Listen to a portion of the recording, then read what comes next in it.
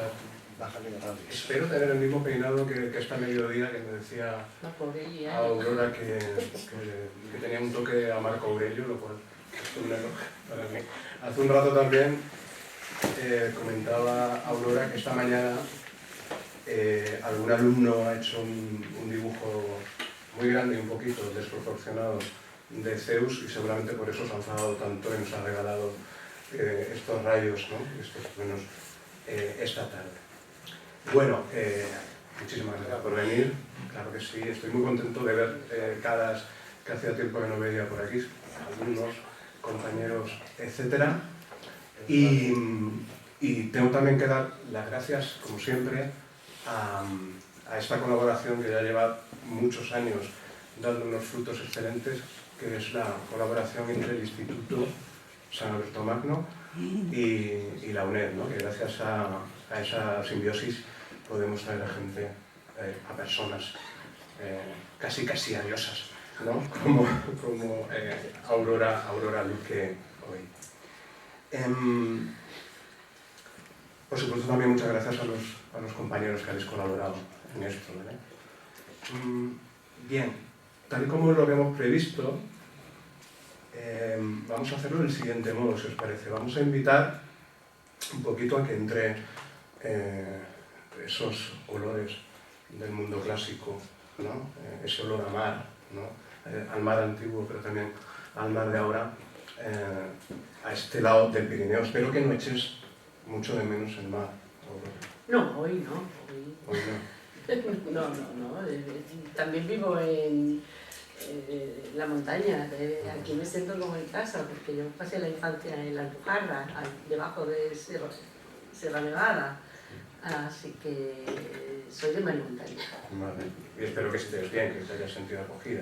Bueno, esta mañana será inolvidable porque bueno, es una cura de vitalidad. La experiencia del instituto ha sido fantástica, la creatividad, el entusiasmo del alumnado, de vosotros, de los profesores, profesoras.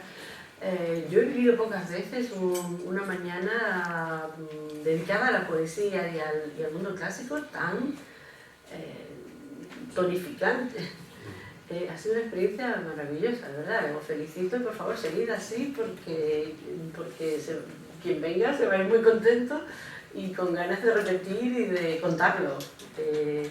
El trabajo vuestro es de verdad muy loable y en fin, todavía estoy como flotando en una nube de ese entusiasmo que habéis compartido. Me alegro un montón.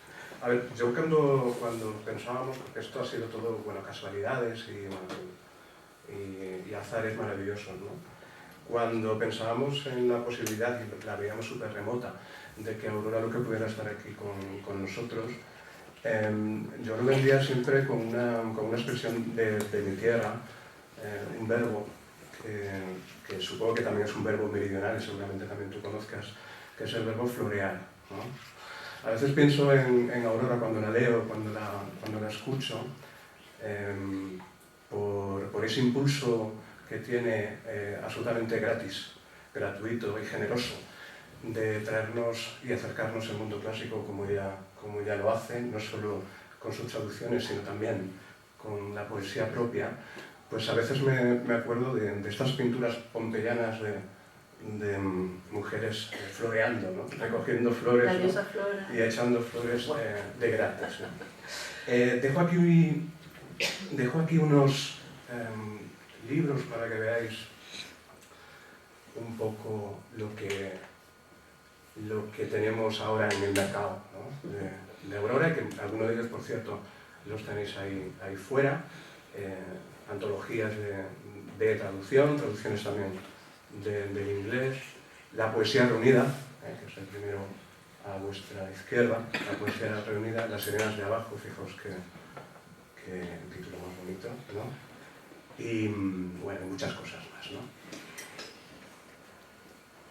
Contra lo que es mi costumbre, voy a hablar muy poco, espero, para que podamos escuchar la voz de Aurora. Y la selección de textos que hemos más o menos acordado, pues empieza con un texto que me dice que escribió con 16 años. 17. 17 años, con la edad que tenéis algunas de vosotras, y que es un texto que para mí es una de las mejores definiciones de poesía que yo recuerdo, ¿no? Se llama Plegaria. Leo una cita de Luis Cernuda que dice: la vida se intensifica y llena de sí misma, toca un punto más allá del cual no llegaría sin romperse. Este texto pertenece a Ocnos, ese magnífico libro de poemas en prosa de Luis Cernuda, y habla del acorde como fuente del poema. El acorde musical, pero el acorde es algo más, es algo vital. Soy una miserable suplicante. Vengo a pedirte otra vez el acorde. Llévame a donde quieras. Mi voz suplica siempre al Dios que abre la puerta del acorde. ¿Y de dónde surge, no ya la poesía, que eso es un misterio, sino de dónde surge una poetisa? Porque tú defiendes el femenino poetisa más que la poeta, ¿no? Bueno, me cuesta porque soy de mi generación, no puedo evitar que casi toda mi generación y las anteriores, incluso alguna posterior, rechace la palabra poetisa. Pero yo me paré a pensar, porque en griego y en latín, poietria y poetria, poietria en griego y poetria en latín, sí que se usan y de manera más cómoda y no están tan cargados de negatividad como en español. Y me paré a pensar por qué nos suena tan mal, porque quise escarbar en las razones históricas, y las hay. La culpa de que poetisa nos suene mal la tiene la misoginia del siglo XIX, cuando empezaron a surgir mujeres como, bueno, Carolina Coronado, Gertrudis Gómez de Avellaneda y muchas otras autoras menos conocidas que querían publicar en revistas, en la prensa de la época, y se asomaron a la vida pública, digamos, a la vida literaria pública, y eso sentó muy mal a ciertos caballeros que creían que era suyo todo el territorio, y empieza una ridiculización de la palabra poetisa como la mujer soltera porque no se ha podido casar, más bien feíta que guapa, que bebe vinagre para ponerse pálida, que está amargada porque no tiene hijos, que no tiene otra cosa que hacer nada más que escribir poemas porque no le ha ido bien, no tiene novio y todo eso. Bueno, y que intenta, pues eso, escribir versos. En realidad es una ridiculización excesiva y corresponde a una época en que precisamente estaban asomando muchas voces. Y hay algún poema incluso, creo que es Rosario de Acuña, en la que dice que ella rechaza la palabra poetisa, que prefiere no ser nada antes que ser poetisa, porque ya se cargó de negatividad. ¿Qué ocurre? Que pasan los años, pasa la Edad de Plata, llega la dictadura, Gloria Fuertes, por ejemplo, carga también contra la palabra poetisa porque todavía estaba cargada de esa negatividad. Y ella dice que es poeta, que es poeta, que es poeta, y seguimos repitiendo lo que dijo Gloria Fuertes, en un momento en el que ya se ha desactivado esa misoginia del siglo XIX, o por lo menos parte de ella, que alguna queda. Pero digamos que ya no hay razones. De hecho hay Gata Catana y María Eloy, García, Ana Rossetti, Juana Castro son partidarias de usar, rescatar de alguna manera, limpiar, usándola, limpiarla de esas adherencias. Es que la culpa de que nos suene mal tiene una causa histórica y por lo tanto, como es una palabra útil, porque a veces decimos antología de poetas o reunión de poetas, tenemos que decir mujeres poetas porque nos da vergüenza usar poetisa, porque nos dan... ¿Por qué? Vamos a usarla y se limpiará solita. Y le hacemos un favor a las generaciones que vienen, porque la palabra es útil, lo mismo que decimos alcaldesa, actriz y presidenta ya, ¿no? Porque, y usamos los femeninos porque en la sociedad están las mujeres ya con todo el derecho y toda la presencia, ¿por qué con poetisa vamos al revés? Y es esa razón histórica, que seguimos siendo dependientes de aquel ataque que tuvo un momento histórico. Y yo cuando he visto que esa es la razón, pues ya de vez alterno, porque si no me ponen el sello de que yo soy solo partidaria de poetisa, y no, lo utilizo indistintamente. Pero no es verdad que poeta sea femenino ni nada, en realidad existe poetisa, que es el femenino más preciso. Vamos a usarlo y lo limpiamos y nos hacemos dueñas y dueños de la palabra, que para eso está el lenguaje, para usarlo y como creamos conveniente y razonablemente, claro, sin cometer disparates, pero está ahí la palabra para volverla a emplear, creo, vale. No sé si mis razones convencen, sí, sigue sonando un poco poetisa, venga, claro, pues, pero es una si carga os parece, histórica. vamos a viajar a probar, Sí. para que veamos nacer a una poetisa. A probar. A probar. No a probar, sí, sí, sí. A probar. 17. A probar. Vino la poesía de improviso. A mí, que me sentía malquerida por ella, porque yo no la quise a su capricho, me dijo: túmbate y mira al cielo, vuelve al ciclo del huerto, vuelve al mar mitológico. ¿No adorabas de niña las mochilas? Da la espalda al vecino vertedero de datos, ruido y prosa. Traduce, a ver si puedes, esa gracia del mundo que es aullido y sonrisa. Métete ya en un barco con proa de dragón. Fuiste vikinga, sí, aunque no lo sepas. Así que bebe océano, come islas y duerme ya en los bosques que metí entre tus sueños de 11 años. Esto es biográfico porque con mis primeros ahorros, mis primeros ahorros fueron para un disco de Camilo VI, que me costó 100 pesetas, pero luego me compré, cuando era un poco más rebelde, así, la primera adolescencia, me compré una mochila en un viaje a Granada, íbamos a Granada de compras con mis padres 2 veces al año, y la mochila era como un pasaporte a la aventura, ¿no? Todavía conservo aquella vieja mochila de nylon verde y no salí, no nos dejaban de niñas ir al campo, así, irnos lejos, ni de camping, ni nada de eso. Pero la mochila era un símbolo de lo que yo quería vivir, una manera de entender la aventura.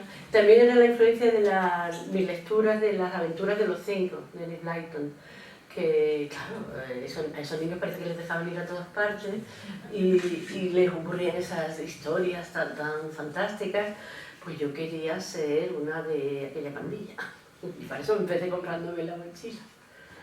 Y después vino Safo, que yo ya tengo absolutamente confundida con Aurora. Para mí Safo es Aurora, ¿no? Y Safo, la poetisa de Lesbos, de Mitilene, con la que Aurora habla. Ay, aquí. Sí, hablo a Safo. Ven en mi ayuda, Safo. ¿Me traes unas alas? 2 juegos, unas para mi espalda. Se clavan, me harán daño, y unas leves de abeja para cada palabra. Trae miel de la tuya, de la amarga, esas cosas antiguas, miel, sandalias, frescor, las alfombras marinas de la luna que esconden a la muerte deseante, aletazos violentos que ponen a saltar como pez en la arena el corazón, una ambición de voluptuosidades.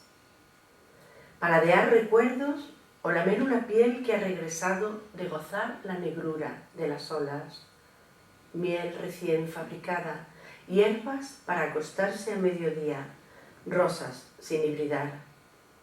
No nos son tan ajenos tus objetos, solo hay que detenerse, pedírtelos, apartar tanto ruido, pues nos falta muy poco para estar muertas.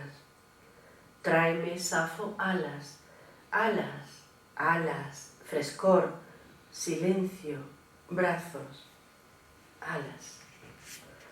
He visto que en los dos poemas aparece el anterior y este aparece la palabra ruido, el vertedero del ruido, apartar el ruido. El ruido es símbolo de exceso de información también, de exceso de datos, de exceso de esto que nos agobia ahora, ¿no? De tener tantas fuentes de ruido que a veces que son imágenes, que son exceso de noticias, de bulos, de no pedidos, no solicitados, pero que en fin, nos envuelve sin querer y que no nos deja calma, no nos deja,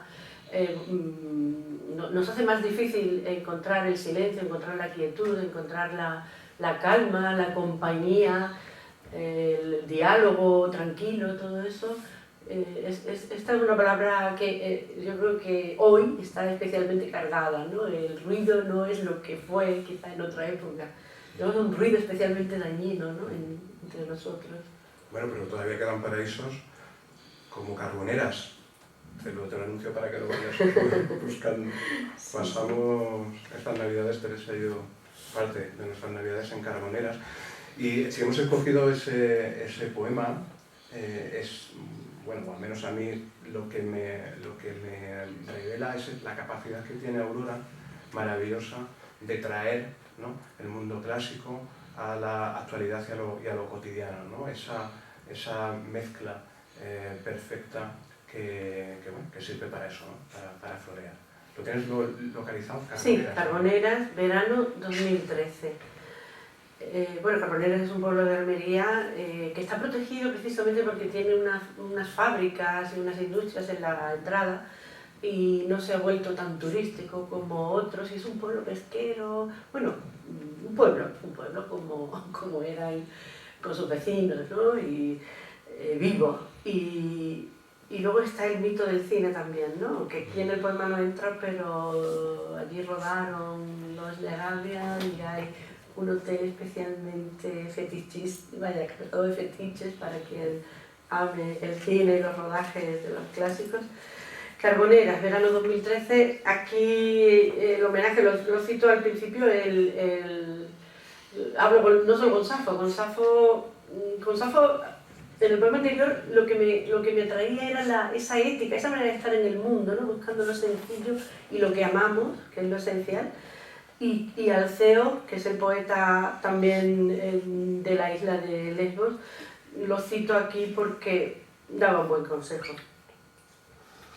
Empápate de vino los pulmones, que ya llega la estrella del verano.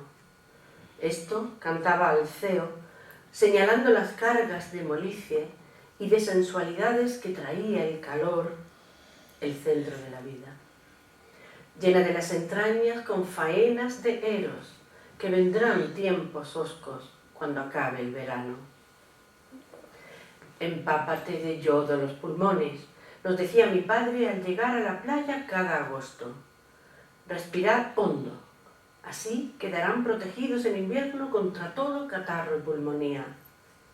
Yo imaginaba dentro un charquito de yodo, reposado y oscuro, como un vaso con restos de café. Vinieron tiempos fríos, una huella de aquel yodo marino, quizá conforte aún en las borrascas. Empápate de luz azul los ojos. Esta mañana de olas voluptuosas arde el mundo de pura plenitud.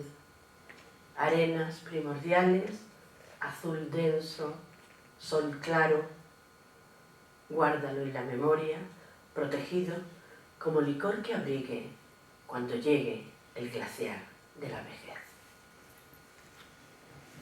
Vayan a Carboneras si no conocen, pregunten por el farero Mario Sanz, que tiene un farero poeta y tiene un museo sobre los faros en general y seguramente será una visita inolvidable. Es un pueblo, tiene algo mágico. No hay nada más cotidiano que darse una ducha con gel. estudiando claves para que busque los poemas. Pero claro, si cuando nos estamos duchando no nos quitamos las gafas de lo clásico, pues pueden pasar cosas como esta. Yo reconozco que estoy enferma de quizás que la etiqueta antes me la ponen y digo, hay que ver, Aurora Luque, la poesía clásica y tal, pero es que sigo muy enamorada de los poetas antiguos, de los mitos, los siento como inagotables, ¿no? Y como que me siguen contando, me siguen incluso descubriendo cosas de mí. Pero, bueno, este poema es antiguo ya, pero va también de una experiencia mitológica. Gen. Preparo la toalla. Me descalzo. Esa esponja porosa y amarilla que compré en un mercado obsceno de turistas en la isla de Hidra, qué dócil bajo el agua cotidiana tantos meses después, en el exilio. De pronto el gel recuerda su claridad lechosa, su consistencia exacta, el esperma del mito, el cuerpo primitivo y trastornado de Urano, un susurro de olas mar adentro y una diosa que aparta los restos de otra espuma de sus hombros. Me punza una emoción tan anacrónica, un penoso latir hondo y absurdo por ese mar, por ese solo mar. Busco una dosis de mares sucedáneos. ¿Cómo podría desintoxicarme? Dependo de por vida de una droga, de Grecia. Pues sí, me considero greco-adicta, heleno-adicta. Un poco camello también estás siendo, porque nos estás invitando a todos a que seamos igual de adictos que tú, y lo estás consiguiendo. El mundo clásico sí, pero también el deseo. No sé, el deseo que podemos encontrar, por ejemplo, en un ritual báquico con Ménades, por ejemplo, ¿no? Sí. Yo creo que sí, yo creo que aparte de las referencias clásicas, el deseo y los cuerpos también, ¿no? forman, yo creo que el núcleo de Es un discurso, bueno, que vehicula toda la poesía de todas las épocas. Siempre se habla del deseo, de una manera o de otra, de la falta de deseo, del deseo frustrado, el deseo cumplido, en menos ocasiones, ¿no? La poesía feliz es menos frecuente que la de búsqueda o la de carencia. Ménades en la Medina es el nombre de un bar de Málaga, un bar en el que se podía bailar, no era una discoteca, era un bar de copas, pero se podía bailar. Y yo allí, bueno, pues ya cerró hace tiempo y tal. Lo quería leer claro, son muy jóvenes los estudiantes, los alumnos de hoy eran bastante jóvenes, pero es una experiencia de casi discoteca, ¿no? De cómo la danza, cómo el baile, y además la amistad, ¿no? Cómo el deseo también surge ahí y cómo esa experiencia es, yo creo que podría ser reconocible, bueno, por todos, ¿no? Evidentemente, pero tenía que haberlo leído esta mañana. No, pero hemos leído, sí. Las alumnas que están aquí lo van a reconocer. Bueno. Pero de hecho tenía dos para esta idea, una era Sí. La calle Altamirano y otro pero al ver que había juventud, pues he cogido. La calle Altamirano es de amor, también de amor, pero además ese lo escribí, ahora que no lo voy a leer, lo diré, con mi marido, pensando en un momento con mi marido, sí. No, pero bueno. Que, bueno, hace muchísimos años. La fiesta de segundo bachillerato es el viernes en la Corleone, bueno, pues eso, Ménades en la Corleone, en la discoteca de aquí. Es que la Medina puede ser un poco equívoco, porque puede sonar a... Pero haces el juego de Medina. Sí. Eso es el nombre de un bar. Una banda de falsa piel felina sobre la frente, los ojos subrayados con fervor y con negro. Los sonidos cuelgan de mí o estallan en los vasos. ¿Acaso perderán su condición errática definitivamente las vacantes? Hay espacios que invitan a ser fuera de sí, pero miles de años separan los lugares favoritos de danza. Sé rasgarme en sonidos y brindarme a mí misma los despojos. Los gestos son primicias para dioses ausentes y la música copula con la música. En la barra, ese otro personaje con mi nombre observa los esquemas cómplices entre el cuerpo y los tirsos de la noche. Y además hoy, como me habéis recibido con ese evoe, creo que este poema continúa ese brindis por Dioniso y lo dionisíaco y eso que sobre todo en la danza sentimos, ¿no? Cuando la danza nos arrastra, cuando la música nos lleva y el deseo también, yo creo que estamos homenajeando, aunque no lo sepamos, a ese viejo Dios. Me alegra mucho que lo único que tuve que explicar en clase, el tema de las vacantes y esto ya lo conocían, esa referencia, y aparte de los tirsos finales, ¿no? Que son esos bastones rituales de las seguidoras de Bajo, lo único que tuve que explicar es lo primero, lo de la banda de falsa piel felina. Podíamos fechar perfectamente el texto. Los ochenteros, ¿no? Los ochenteros. Hay un poco de Ivana Sarre aquí. Bueno, el deseo, ¿no? El deseo también en lo cotidiano. El siguiente, Noche de Copla, que lo tienes ahí. La selección estaba por mi suegra, que pensaba que es este hombre hablando de su suegra, pero es que tengo una colcha muy parecida, que como nos gusta tanto a Teresa y a mí, la tenemos de decoración en la pared. Noche de copla. La copla, bueno, yo tengo muchos poemas sobre determinados géneros musicales, soy un poco caótica, un poco... en determinadas épocas me gusta un género, me gusta otro, no amo la música, pero no necesariamente solo un tipo de música. Con Carlos Cano, la verdad es que con Paseo Vega y tal, se renovó la vieja copla, ¿no? Y el poema mezcla la concha familiar, que digo, pero no tiene nada que ver con el resto del poema, ¿no? Pero bueno, noche de copla. Noche de amor perfecto, amargo, oscuro, presente comprendiéndose a sí mismo, hinchado al fin de vida. El mundo, tal vez, innecesario. El vello desprendido sobre la piel muy húmeda. Anacrónicamente, la colcha, años 40, con 5 japonesas azuladas. Sí, era ese gusto que había antes por los motivos orientales, ¿no? En los ajuares, ¿no? En los ajuares, una colcha de un ajuar, años 40, sí. Y muchas veces hechos en el colegio, ¿no? En las clases de técnicas de volar Sí, esta colcha que es de mi madre, aunque la experiencia no tiene nada que ver con lo familiar, lo que se cuenta antes, estaba bordada sobre algo así como organdí, una especie de organdí, que no sé si la conocen ya la tela los más jóvenes, era eso, una tela casi rígida, semitransparente, blanca, era lujosa, era muy vistosa.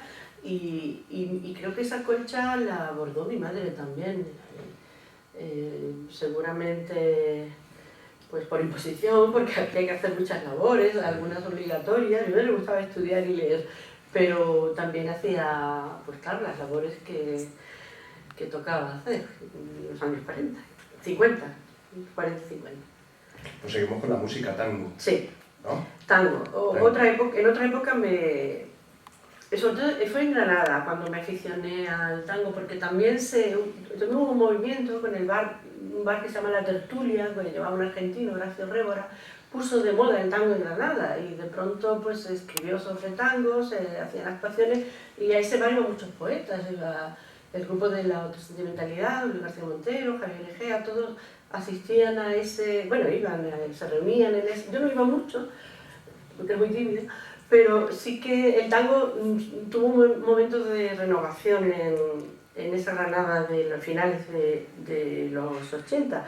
Escribí estos 3 tangos, escribí 3 tangos y a este le ha puesto música un poeta, José María Micó, poeta de mi edad, que bueno, es traductor, tiene el Premio Nacional de Traducción, traduce a Dante, traduce la Comedia de Dante, a Ariosto, a Tasso, a los poetas, grandes poetas italianos, y ha estudiado a Góngora y tal, y se cansó de Góngora, y se cansó un poco de la vida universitaria, y se ha dedicado con su mujer a cantar por los bares y por las librerías, y va él toca el charango y la guitarra, y la mujer canta y van dando recitales, y ahora hemos estado juntos en la Feria del Libro de Bogotá y allí en una librería ha cantado Marta, su mujer, cantó este tango, él tocaba la guitarra y yo leí el poema.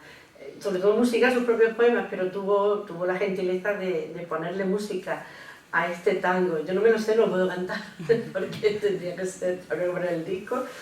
Y no es un tango escrito a la manera clásica, pero sacó el estribillo, sacaron el estribillo, el final sí. Pero vaya, está escrito con la atmósfera tan sensual, ¿no? del tango, que tiene esa cosa también de que hablaba antes, de la danza, ¿no? Del deseo ahí concentrado. Un segundo, que no se nos olvide, el dúo es Marta y Micó. Marta y Micó. Marta y Micó, por que si puedes quieren buscar en buscarlo. Spotify y estas cosas, y que son un verdadero lujo. Por cierto, que no se te olvide vendernos a Micó y a Marta, porque queremos tenerlos por aquí cuando sea. ¿Y que vengan a cantar? Chicas, el Góngora que hemos estudiado este año, la culpa la tiene José María Micó, ¿vale? Que lo sepáis, que por cierto hicisteis un examen excelente. Venga, pues Tango 1. Ya se ha quitado el tiempo sus prendas de verano. La noche va perdiendo sus terrazas perfumadas de alcohol y madreselva y su aliento de tangos en el alba y en la casa desnuda. Pierde también los mínimos encajes con que se subrayaban a sí mismos los cuerpos para saberse frutas elegidas o centro terminante de la página luminosa y en blanco del deseo. El tango que se agota me recuerda que fuiste la concha que buscaba entre las islas quemadas de la vida.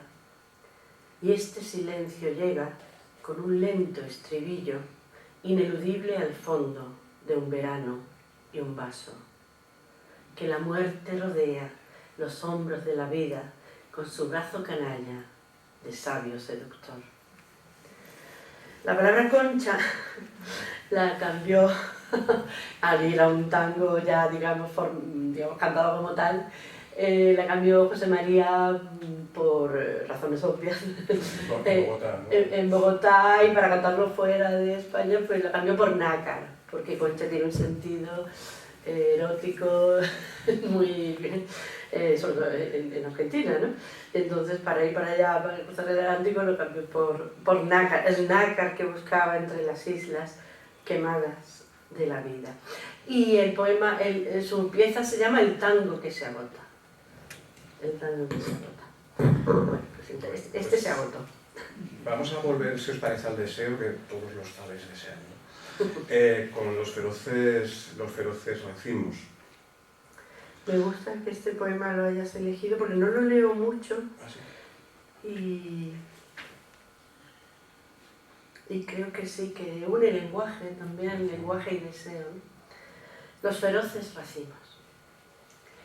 Palabras susceptibles de encenderse, risas como uvas frescas y doradas, cuerpos para tatuarlos con palabras, mares que se maduran en la luz. Los dioses no podrían darte más. Te dan, última fruta de la cesta, los feroces racimos del deseo, su pulpa ensangrentada.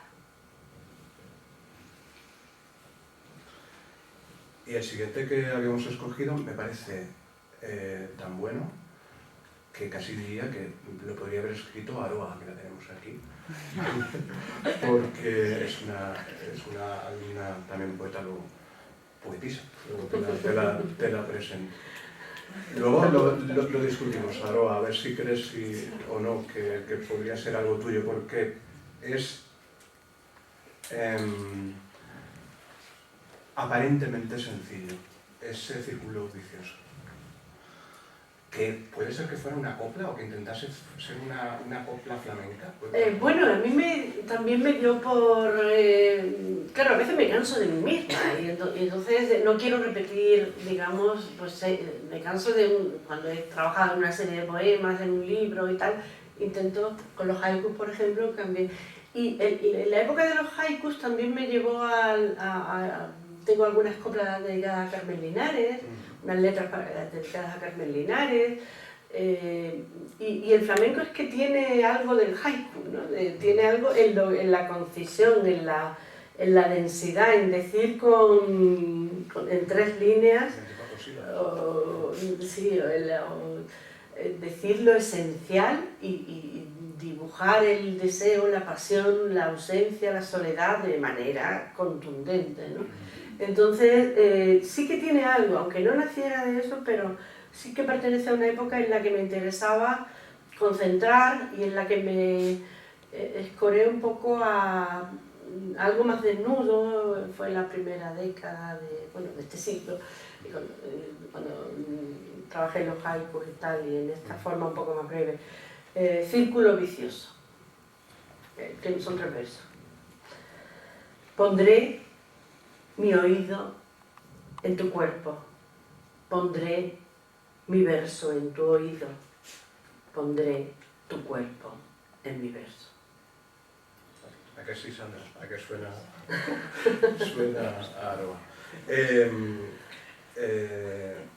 Cualquiera podría pensar, yo no sé si alguien te ha echado esto en cara, pero cualquiera podría pensar, porque lo hemos leído, que eres una poetisa de evasión y nada más lejos. Tienes una mirada puesta en la actualidad y a veces también en el compromiso con cosas como el sentimiento de la familia. Me gusta mucho ese poema que tienes fechado, creo que en la primavera del 2007, se llama La soledad de mi madre. Pues y que dudaba si lo querías leer o no. Mi madre murió el julio pasado. El que me duele leer es el que habla de mi madre con su demencia senil, que es el de Santa Teresa. Ese no lo conseguí acabar en Bogotá. Y se me acercó además al final un padre con su hijo que habían perdido a la madre con demencia y se emocionaron mucho, pero es que no pude acabar de leerlo. Ese no lo puedo leer porque tengo muy reciente la pérdida de mi madre.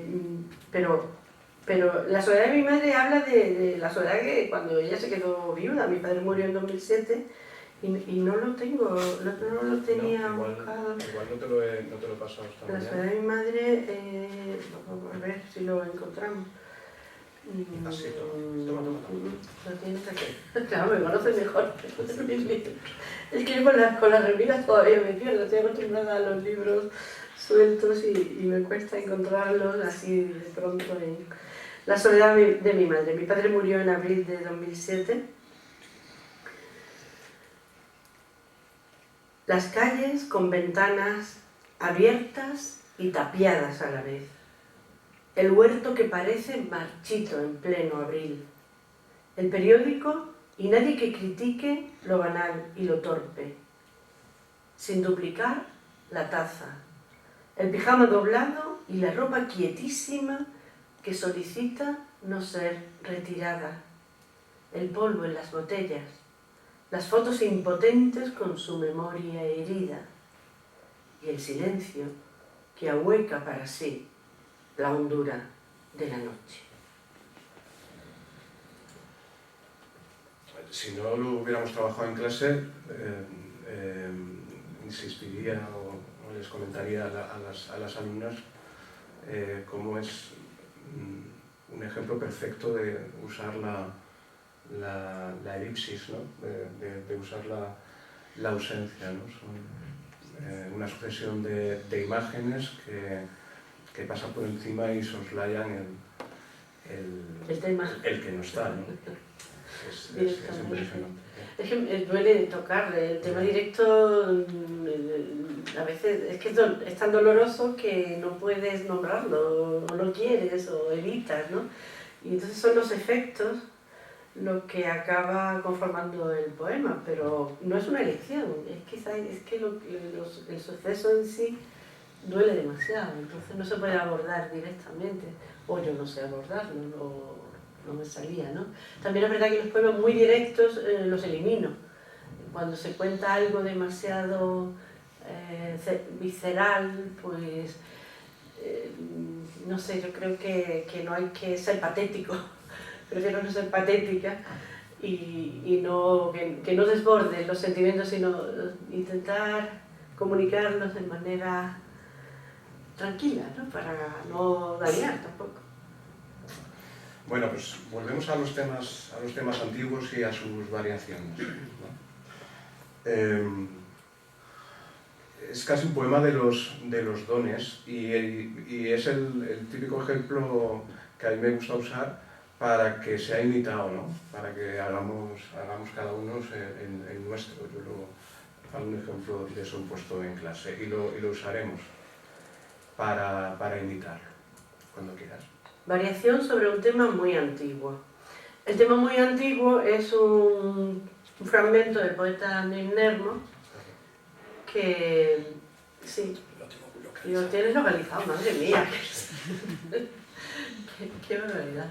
Me pagan por eso.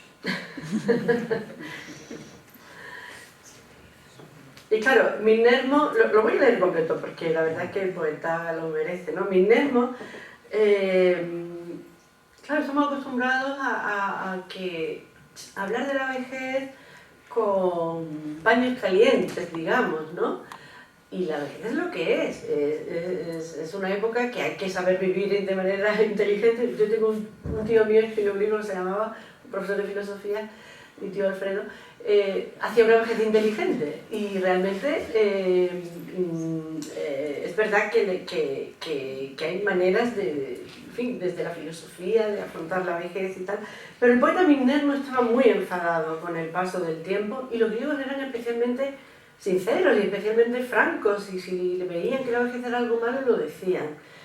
Entonces este poeta pues no, pues eso, escribe desde protesta, ¿no? Protesta, es un poema, y el poema suyo dice así, yo le puse el prólogo, el título que no es propio de, no está en griego, pero y la traducción es mía. ¿Qué modo de vivir o qué placer habrá sin Afrodita? Muerto quisiera estar cuando ya no me importen ni la pasión furtiva, ni la cama, ni los favores dulces como miel, flores de juventud tan codiciables para hombres y mujeres.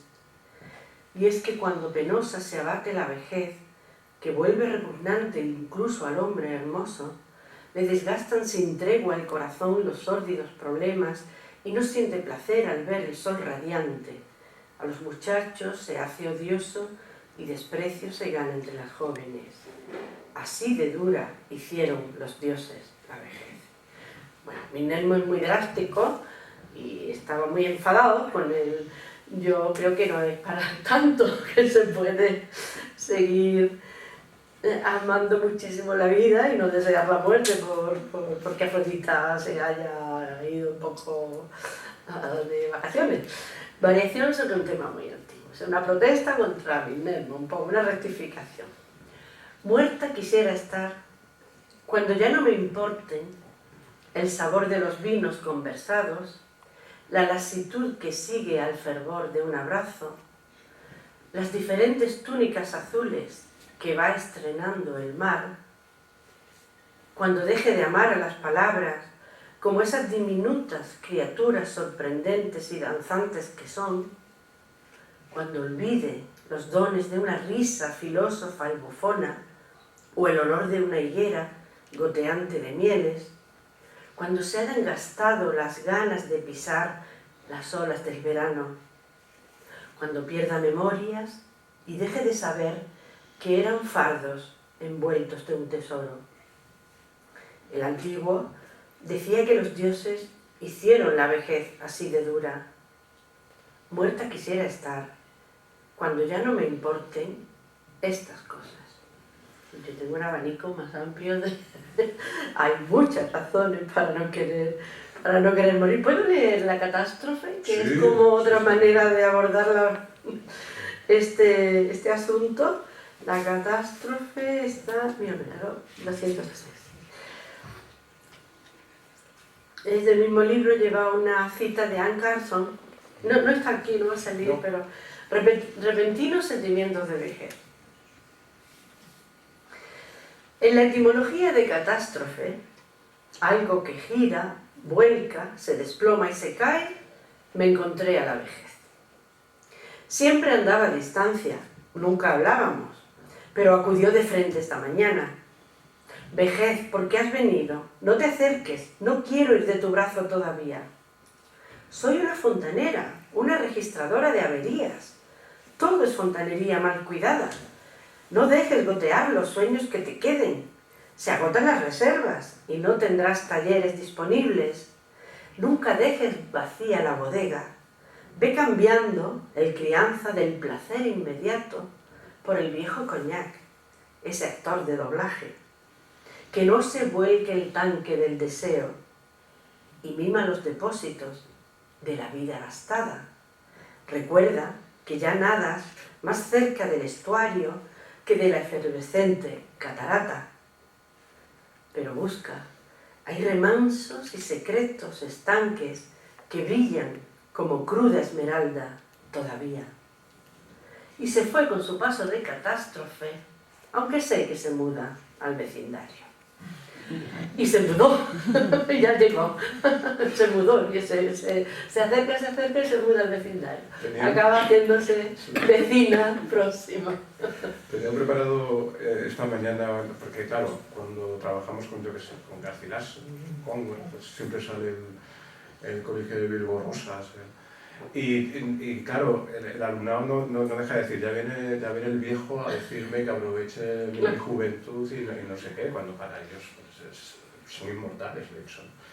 Y una de las cuestiones que te quería plantear, pero no hemos tenido tiempo, era si caducaba el Carpe Diem. Yo, vamos, estoy convencido de que en tu caso no, pero eso, no, te lo iban a preguntar, ¿caduca el Carpe Diem?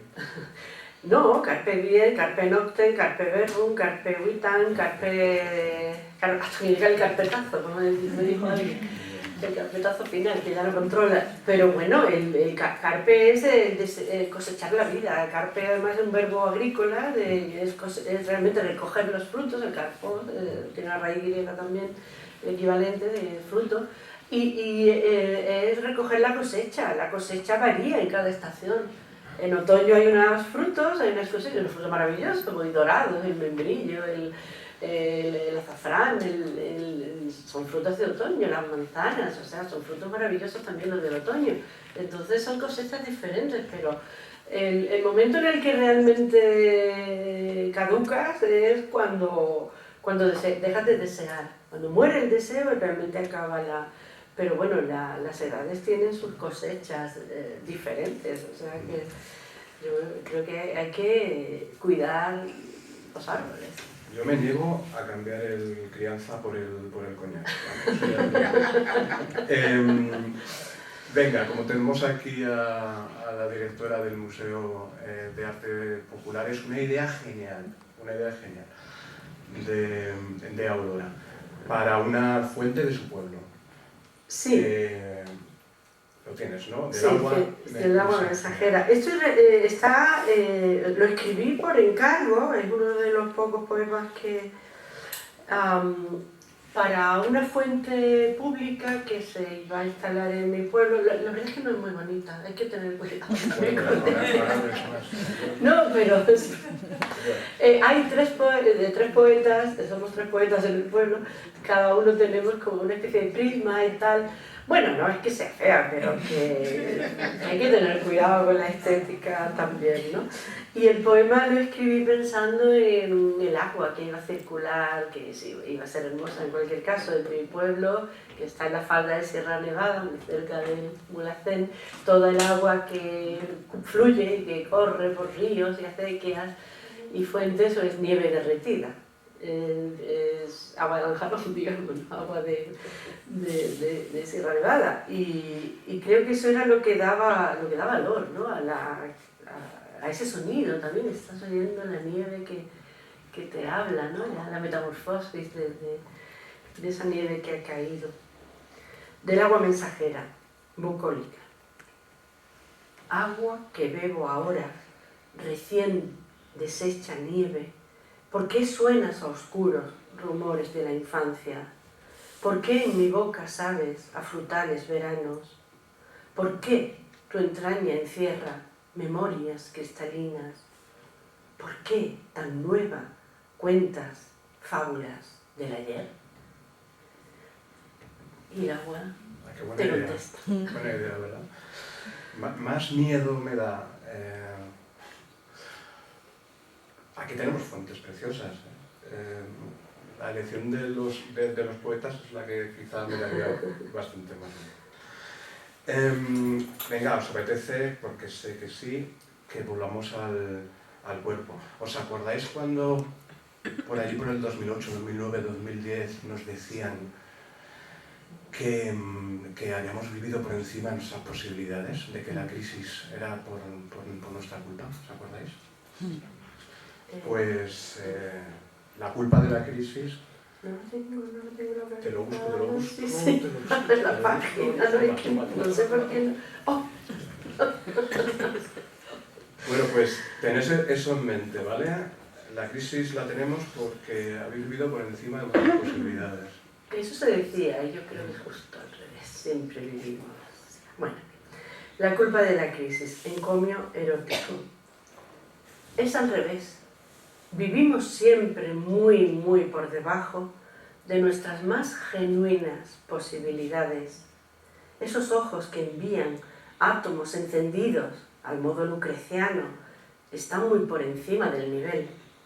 Y ese cuerpo tan terso, recién hecho a la vida y abrumado por ímpetus y furias, traspasa la delgada línea roja.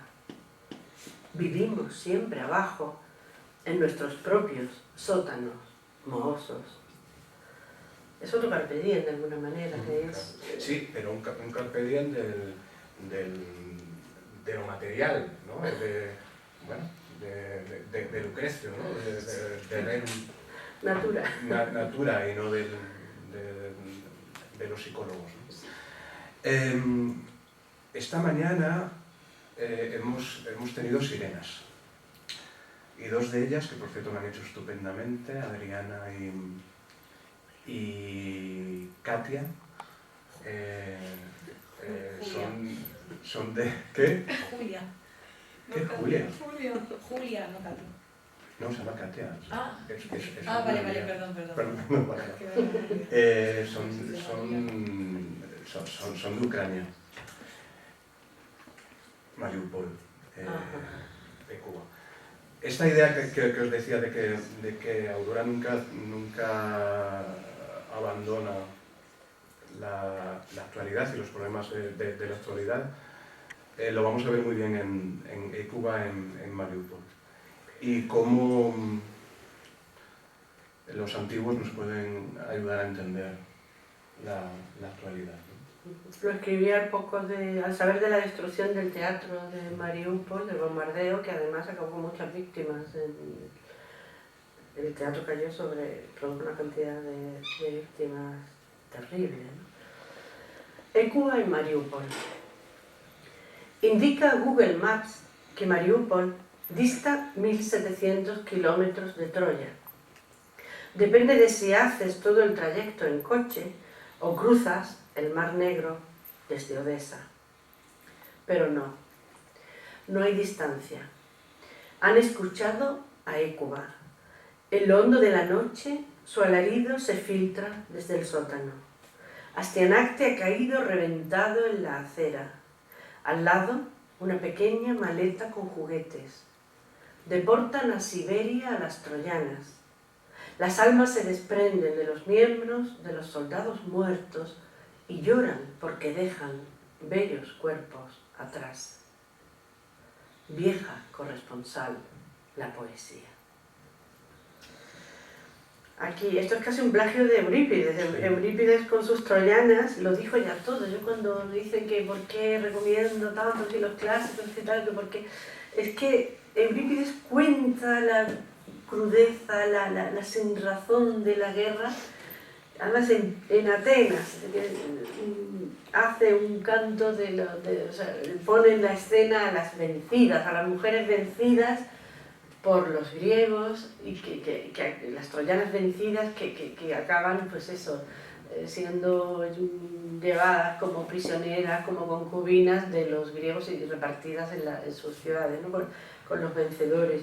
Entonces, que eso Eurípides lo ponga en el teatro, lo lleve a escena justo en medio de una guerra, la guerra de Atenas y Esparta, pues es como decir a gritos que la guerra realmente es la derrota para todos, que la guerra de Troya nos cuenta eso, que pierden los ganadores y pierden los vencidos por igual, ¿no? Acaban todos en la miseria humana más absoluta, y por eso vi a Hécuba, parte de una noticia aparte de la caída, o sea, el bombardeo del teatro de Mariupol, es que hubo en los primeros días de la guerra, una madre que huía con sus niños, con la maletita y los juguetes, pues acabaron muertos por una bomba y destrozados en la acera, ¿no? Es como Acteanacte, que lo tiran desde la muralla para que Héctor no tenga, los griegos lo tiran por la muralla de Troya, lo arrojan para que no tenga herederos, ¿no? Y la propia Hécuba, la abuela, y la madre, Andrómaca, lo entierran. Bueno, a Andrómaca ni siquiera la dejan estar, se la llevan antes. O sea, es la sinrazón, la locura de la guerra, pues está contada por los clásicos, y el poema es la indignación de no escarmentar nunca, de no saber, que no nos lleva a ninguna parte, que no es humano. En fin, pero vaya, con el pretexto de los griegos, la literatura griega es que sigue funcionando además en todos los idiomas, en todas las culturas. Es que una Antígona, unas troyanas siguen siendo eficaces, se representen donde se representen, porque nos está contando nuestra actualidad más cruda, y ahora con Gaza más todavía, ¿no? O sea, seguimos teniendo los mismos problemas. Como humanidad no hemos evolucionado demasiado, aunque nos consolemos con el arte, pero en fin. Bueno, pues a no ser que tengas otro deseo poético, yo tengo el mío. Yo creo que casi te hemos invitado para esto, para esta parte final. Yo quería escuchar de cerca Carpe Noctem, y de hecho me voy a sentar ahí con vosotros para escuchar Carpe Noctem. Bueno, pues mientras llegas a Marco Aurelio a sentarse, Carpe Noctem es un plagio también la verdad es que es muy difícil de inventar. Espera, ¿no? Yo quiero destriparlo para los que lo conozcan. Sí. Claro, es un plagio de Horacio, ¿no? El gran Horacio, su Carpe Diem, esa fórmula tan trillada, pero a la vez en el fondo, yo creo que casi todos los poetas nos afanamos en eso, en recoger frutos del presente, recoger instantes, recoger vivencias, recoger sentimientos, recoger preguntas y guardarlas en los estuches de los poemas, en las cajitas de letras, que son los poemas, para poder, digamos, hacerlos llegar a otras personas, o guardarlos para otro tiempo, para otro momento, para que se abran en otro momento. Pero yo siempre vi que al Carpe Diem le faltaba algo, porque está la noche ahí. Entonces, claro, Carpe Diem recoge la cosecha del día. Es que el día es interesante, pero la noche es más interesante todavía, ¿no? Los frutos de la noche. No es que yo conteste, replique a Horacio, sino que creo que había que extenderlo, que había que amplificar. Porque la noche tiene esos momentos nuestros en los que ya nos hemos liberado de las rutinas, quizás no todos los días, pero sí nos encontramos más a gusto cuando apagamos cuando dejamos los horarios salvajes que nos controlan el día y tenemos un rato para nosotros mismos, o para la persona que amamos, o para disfrutar de una película, ese rato de la noche que es tuyo, pues carpe noctem, ¿no? Entonces, pues carpe noctem. Carpe noctem, amor. Coge el brusco deseo, ciego como adivino, los racimos del pubis y las constelaciones, el romper y romper de besos con dibujos de olas y espirales. Miles de arterias fluyen, mecidas como algas, carpe mare.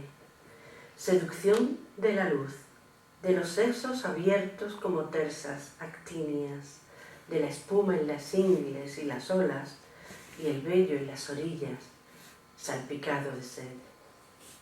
Desear es llevar el destino del mar dentro del cuerpo.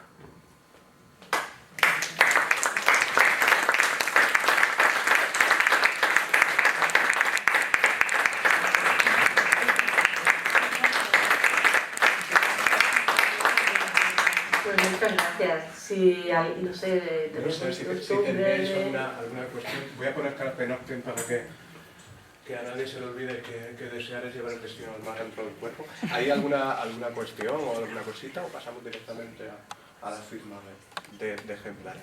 ¿Alguna cosa para...? Si alguien quiere comentar algo en fin, si se ha aburrido y todo, que lo diga también. Sí, Begoña. Pues a mí la verdad es que me ha gustado mucho, así que muchas gracias por este rato tan bueno que nos has hecho pasar. Y lo que sí que, claro, leyendo tus poemas, pues si no sabes un poco de cultura clásica te pierdes muchas cosas, ¿no? Como por ejemplo, de Maripol, ¿no? La figura del Astianacte. Pues, bueno, que es, no sé cómo explicar, no sé por qué habla, pero que es una pena, por una parte, que toda esta cultura, que no se le dé la importancia que tiene o no se tenga que aprender, ¿no? Que cada vez yo creo que la cultura clásica tiene menos peso, ¿no? En las asignaturas, en los programas de los institutos, bueno, de educación, ¿no? Y el otro día me recordaba, porque hablábamos con otra persona que me hablaba de otro historiador que había hecho una publicación sobre cómo estudiar los retablos. Y viene bueno, yo creo que es el mismo caso, ¿no? Estamos perdiendo también la cultura, no de la religión, no como creyentes, ¿no? Sino como cultura, ¿no? Saber leer un retablo, saber quién es ese santo, que al final entras en una iglesia, o como puedes leer, no sé, podemos leer tus poemas, y bueno, entras, pero no llegas a la raíz, ¿no? Claro, porque tienes que buscar que se Astianacte por aquí, que si San Blas por otro lado. Nos invitas a conocer más cosas y a meterte, pero sí que es una pena, yo creo, que todo esto se está perdiendo, ¿no? Sí. Yo recuerdo que incluso preguntó a una profesora de religión en mi instituto, yo he dado clases de casi 30 años de griego y de latín en un instituto en Málaga, y pregunté si se estudiaba pues lo que son mitos bíblicos, historias sagradas, pero bueno, claro, me formaron para hacer la primera comunión y todo eso, y me gustaba mucho, recuerdo la historia de Judith perfectamente, el día que el cura de mi pueblo la explicó, en la catequesis y todo eso. Y claro, esas historias son parte de la cultura occidental. Y bueno, la cultura universal, es que hay que conocerlas, es lo mismo que los mitos de todos los pueblos. Es interesante de Japón, de la India, tener unas nociones. ¿Y qué es lo que ocurre? Que se han sustraído, lo hablábamos en otro momento, los contenidos, porque para conocer eso tienes que obligar amablemente al alumnado a leer. No estamos tan en contra de las obligaciones que realmente si no te obligan a alguien de 14 años, no se va a poner por su cuenta a leerse la historia de Jonás, ni de la ballena, ni del diluvio, ni nada, todo eso que es parte de, es una mitología, pues, que es creencia para algunas personas, pero para otras es una mitología necesaria para entender, pues eso, un cuadro en un museo, los cuadros de tema bíblico y religioso, pues no te pueden emocionar si no conoces de qué va, ¿no? Qué momento de dolor o qué escena se está representando, y nos perdemos el saborear el arte, ¿no? Caravaggio, por ejemplo, Zurbarán, pues todo eso vale la pena. Y estamos perdiendo, la gran carencia de la educación en los últimos años es el creer que los contenidos no son importantes, que el saber cosas, el saber historias, el poder dar razón de todos estos asuntos, son relatos además muy atractivos, es que sería amenísimo para todo el mundo, incluso la obligación de conocerlos. Y pedir cuentas, oye, pues cuéntame, pues de tal, preguntar por personajes de la mitología clásica, de la historia bíblica, de la cultura de la India. Yo creo que a nadie dañaría, nadie sale traumatizado. A mí me obligaron a leer mucho y no al revés, agradezco, doy gracias a los profesores, a los más exigentes, a los que me obligaron a leer, también lo decía, la Celestina, porque además que es muy erótica y muy atractiva, pues es que es tan sabrosa, tan sabroso el idioma, es tan jugoso, que si no lo pruebas a una edad, luego ya no te vas a acercar. Y la época es el bachillerato y es la educación secundaria. Y hay que amablemente obligar a leer, porque los profesores sabemos que eso es bueno. Para eso nos han puesto, para demostrar que es bueno. No obligar en plan dictatorial, pero amablemente con esto te va a gustar. Y si a alguien no le gusta, pues lo sentimos por esa persona. Pero ¿y lo que ganan? Todo lo que ganan aquellos que creían que no, pero al obligarlos sí. Si encuentran de pronto, ¡qué maravilla! A mí me han llegado, ¡ay, profesora, pues me lo he pasado muy bien leyendo Edipo! El Edipo o Darmes y Chloe. Yo además ponía lecturas obligatorias, me daba igual la programación, que ya viniera el inspector a castigarme y todo eso, me daba igual. Mis alumnos de bachillerato de griego tenían que leer una selección, los cantos 5 a 13 de la Odisea, traducidos, claro, el primero y del 18 al 24. Y luego una tragedia, una tragedia obligatoria, para subir nota, que quien quisiera sobresaliente tenía que leerse otra, una segunda, si no, no hay derecho a sobresaliente. Un Edipo, Troyanas o Antígona. Para no cansarme cambiaba cada año. Y la voluntaria generalmente Aristófanes, Lisístrata, ¿no? Y luego un Darmes y Chloe, que era como una historia de amor muy bonita entre jóvenes, pero a todos les gustaba muchísimo, muy romántica, muy bonita. Tiene mucho epicureísmo también, de una visión muy hermosa de la vida. Y luego un diálogo de Platón, que menos que salir de un bachillerato leyendo a Platón, pues se leía en el banquete. ¿Que no se enteraban? Chicos, chicas, lo siento. Sal como puedas, cópiate, o no sé, pero es que hay unas personas a las que esto les va a ser importante para ellos y para ellas, porque a partir de ahí es un escalón y de ahí saltarán a la filosofía o al estudio de una época o a la arqueología. Y si no los obligamos a contar, a que conozcan, es la obligación de que conozcan lo bello y lo hermoso y lo valioso. Y transmitirlo, pero con cierto sentido de que es el deber del alumno, el conocer también, ¿no? Y yo tengo la demostración en que un alumno, al cabo de muchos años, me lo encontré, era un chico que, yo daba clases en el nocturno, lo cuento, ¿no? En el instituto, en las clases en nocturno, y claro, era yo novata entonces. Y claro, te daban las horas que no querían otros profesores. Total, que tenía que ir por la mañana y por la tarde a dar clases, y le di griego a un grupo pues, de gente ya mayor. Los que van al nocturno pues son los que trabajan, los que son un poco mayores y todo. Entonces había un chico que se paraba todos los días en la puerta del instituto. Teníamos un bar kiosco que utilizaban los bomberos, los bomberos de Málaga estaban enfrente del instituto donde llevaba clase, y en ese kiosco los bomberos en el tiempo libre pues tomaban allí su cerveza.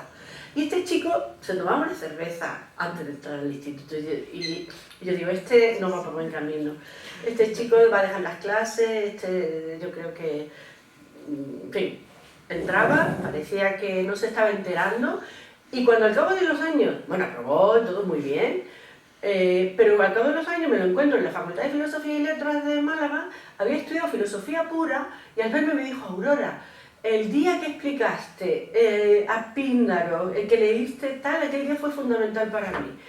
Y yo al pobre lo veía como que estaba en sus cosas y con el prejuicio mío de que se tomaba una cerveza antes de entrar.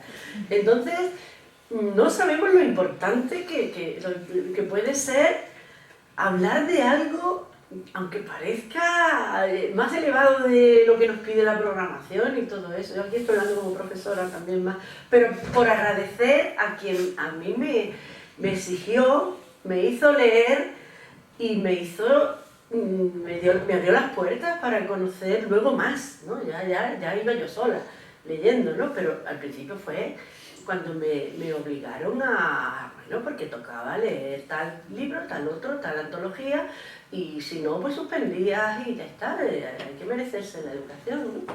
Soy muy antigua en esto seguramente, pero creo que es que el efecto de no obligar está vaciando de contenido, es lo que dices de los mitos, ¿no? De esa mitología bíblica, esa mitología clásica. Tenemos el deber de conocerla, es historia de Europa, es historia de Europa, de Occidente, del mundo, del universo, ¿no? Del conocido. Nos atañe.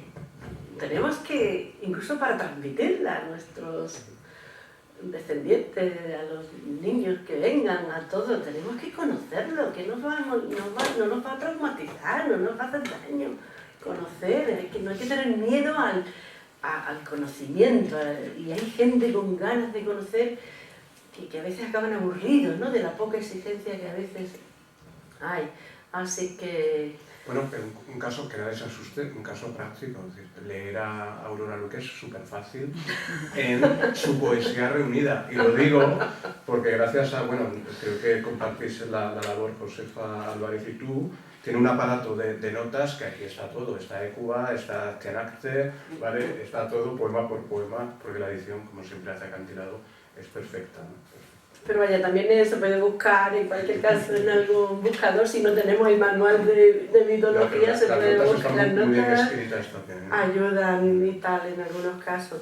Pero claro, yo podría decir, bueno, pues para que me entienda todo el mundo que no haya leído de mitología, voy a dejar solo los poemas en los que no hay menciones. No, yo tengo mi mundo y es este, y creo que es también, como europeos, lo tenemos ahí, es nuestra herencia y tenemos que seguir compartiéndola, ¿no? Y yo creo que hay tanta belleza, es que si no fuera algo bueno, pues no haría esa defensa, pero es que es algo bueno y bello y bueno a la vez. Y por eso sigo defendiendo la lectura de los clásicos y cantándola en mis poemas cuando yo necesito cantarla. Tampoco es que todos mis poemas, como se ha visto, no todos acuden al mundo clásico. La familia, el amor, el deseo, la amistad. Tengo bastantes poemas también sobre la belleza de la amistad, de las conversaciones entre amigos. No hay nada más maravilloso que una conversación lenta, tranquila, una sobremesa con amigos, sin tiempo. Eso es uno de los lujos de la vida. El banquete, claro. Sí. ¿Alguna cosita más? Bueno, pues nada, muchísimas gracias, Aurora, un aplauso de nuevo para ella.